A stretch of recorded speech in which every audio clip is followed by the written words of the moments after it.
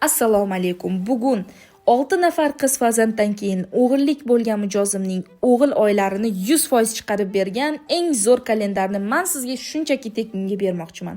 Buning uchun kanalimga podpiska va like tugmachasini bosib qo'yishni, shuningdek, kommentlarda o'zingizni yaxshi fikrlaringizni yozib qoldirishingizni kutaman.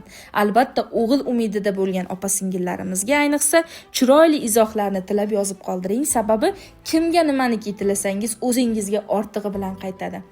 Demak, bu kalendar men bermoqchi bo'lganimni o'rganish uchun shunchaki hamma narsani yig'ishtiring hozir. Diqqatingizni bir joyga jamlang, bitta oq qog'oz va ruchka oling. Chunki har xil joyga chalg'ib hisob-kitoblarda adashishadi, keyin menga menda noto'g'ri chiqdi deb yozishadi. Shunchaki diqqatingiz bilan yaxshilab e'tibor qilib bu taqvimni ko'rib chiqing. Avval sizga ishonch uchun ishonqiramay turgan odamlar yaqinroq keling va diqqat bilan kuzating. Men hozir sizga topoviy nomer 1 natijalardan ketma-ketlikda ko'rsatib ketaman. Men 10 yildan beri ishlab kelaman ayollar bilan va bizda eng ko'pi 7 nafar qiz farzanddan keyin o'g'illik bo'lgan qirg'izistonlik mijozim bor. Biz nafaqat O'zbekiston, balki qo'shni davlatlar bilan juda ko'plab davlatlardagi ayollarga yordam berib kelmoqdamiz. Va ko'pchilik xafa bo'ladi. Nima uchun erkaklar o'g'il farzand xohlayverishadi? Nega o'g'il deb kommentariyaga yozaverasiz deb yozgan kommentlar ko'p bo'lyapti. Hurmatli ayollar, biz o'zbek jamiyatidamiz. O'rta Osiyo xalqlarida muhim oilada o'g'il farzandning o'rni alohida. Albatta, qiz ham Allohning bergan ne'mati. Avvalo Alloh bizga xayrlisini beradi va o'g'il farzand erkaklar ko'p xohlashining asosiy sababi bizda oilaning nasli, oilaning familiyasi, otaning ismi o'g'il farzand orqali davom etadi. Erkaklar bu nomning yo'qolib ketmasligini xohlaganligi uchun ham o'g'il farzandni chin dildan xohlashadi. Men o'z qo'limdan kelgancha ayollarga 10 yildan beri yordam berib kelyapman. Shu paytgacha bizda 10 mingdan ortiq ijobiy natijaga erishgan ayollar bor. Men kimgadir foydam tegsa, mendan xursand inson yo'q. Shuning uchun bu videoda ham agarda sizga ham foydam tegsa, men xursand bo'laman. Hozir siz shunday taqvimlar asosida natijaga erishgan 3, 4, 6, 5 nafar qizi borlarni natijalarini avval diqqat bilan ko'rib chiqing. Sizga o'xshab ikkilanayotgan ayollar natijaga chiqqan va men sizga videoda davomida mana shu kalendarda o'g'il oylaringizni aniqlashni ko'rsatib beraman. Aytganimdek, shunchaki sizni tug'ilgan yilingiz kerak va har bitta oyni hayz sanalari kerak. Buni o'zingiz ketma-ket belgilab ketasiz. Men birinchi bosqichini sizga 100% shu videoda ko'rsatib beraman. Mana bunday natijalar sizga o'xshagan oddiy kuzatuvchilarimdan kelgan. Bu mijozimning 4 nafar qiz farzandi bor edi va 5-chisiga o'g'il farzand dunyoga keldi. Avvalo Alloh, mana dadajonimiz juda ham xursand, rahmat aytayaptilar deb yozdilar. Bundan ortiq baxt bormi? Uzoq kutilgan polvon. Albatta, o'g'il farzandni ayniqsa erkaklar juda intiqlik bilan kutishadi. Bu natijalar 100%. Men faqat haqiqatni joylayman. 2023-yil fevral oyida mijozim menga birinchi marta murojaat qilganlar, xuddi sizga o'xshab YouTube'da kuzatib topganlar, homila jinsini aniqlab bering deb yozganlar. Demak, bu vaqtda mijozim homilador edi, 4-qiz farzandiga. Men aniqlab qizaloq deganman va 2024-yil yozdilar, "Opa, men 4-qizimni, farzandimni dunyoga keltirdim. Endi o'g'ilga taqvim qilib bering" deb yozganlar. Va biz mana o'g'ilga taqvim qilib chiqqanmiz. Bu joyda ko'rishingiz mumkin. Taqvimlar, tavsiyalar berilgan, o'g'ilga aloqalar belgilangan va oxirida yozdilarki, 11 haftalikda qizga o'xshayapti degandi o'zida. 12 haftalikda o'g'il dedi, 100% opajon deb yozdilar va rasmlarni yubordilar. Mana bu 12 haftalikda, 11 haftada qiz deyilgan bu homila ko'pincha kichik muddatda o'zida noto'g'ri talqin qilinishi mumkin. Buni har doim aytganman. Endi oradan vaqt o'tib, mana shu polvonni rasmi keldi. 4 nafar qiz farzanddan keyin dunyoga kelgan.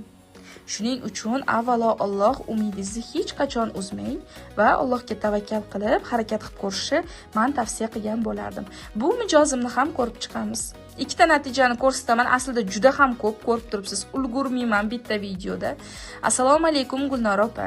Men sizdan 6 oylik taqvim olgandim. Aprel oyi 60% o'g'il edi va o'zida o'g'il deb tasdiqlab berdi deb yozyaptilar. Mana o'g'il deb tasdiqlangan homila.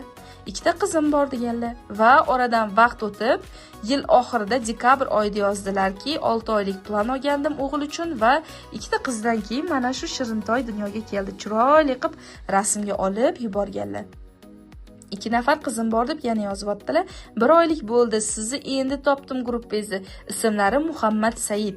Ya'ni mana yana bir mijozim Muhammad Said onasi bo'ldi. Juda ko'p mijozlarim o'g'illariga Muhammad deb ism qo'yishgan. Demak, hozir sizning o'g'il oylaringizni hisoblab chiqaramiz. Diqqat bilan qarang. Buning uchun bizga kerak sizning tug'ilgan kuningiz, oyingiz va yilingiz.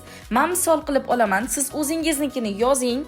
1995-yil 21-yanvarda tug'ilgan ayolni olamiz. Ko'pchilik bu ayolning yoshini 2026-yilga 31 yosh deb oladi. Bu xato. Bu hisob-kitob uchun mos kelmaydi. Ayolning yoshi 32 deb olamiz. Hisob-kitobda yoshni chiqarishni men boshqa videolarimda ko'rsatganman. Shuning uchun kanalimga obuna bo'ling. Men yana va yana videolar qo'yishda davom etaman, tushuntirishda va sizga o'xshagan ayollarga yordam berishda davom etaman.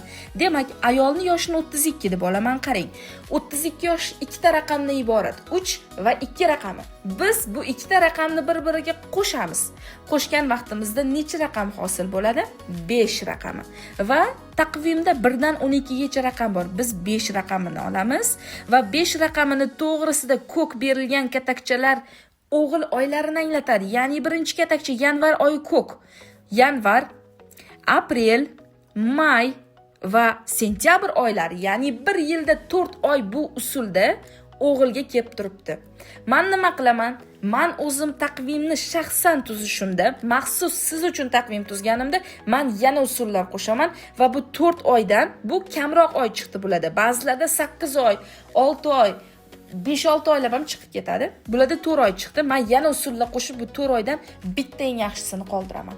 Eng yaxshi kelayotgan oyni men beraman iloji boricha. Va unutmang, men har doim aytaman, avvalo Alloh. Allohdan ustun qo'yilgan hech bir usul yordam bermaydi. Biz sababini qilamiz va natija Allohdandir. Shuni inobatga oling.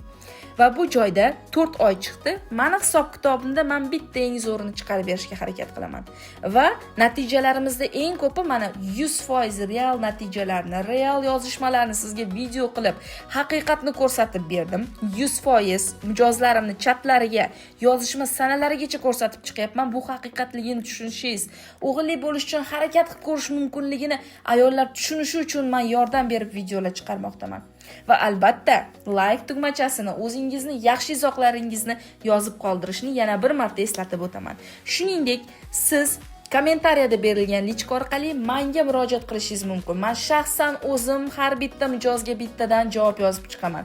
O'g'il oylaringizni maxsus taqvimlarda aniqlatib, murakkab usullarda hisob-kitob qildirishingiz mumkin aynan o'zingiz uchun.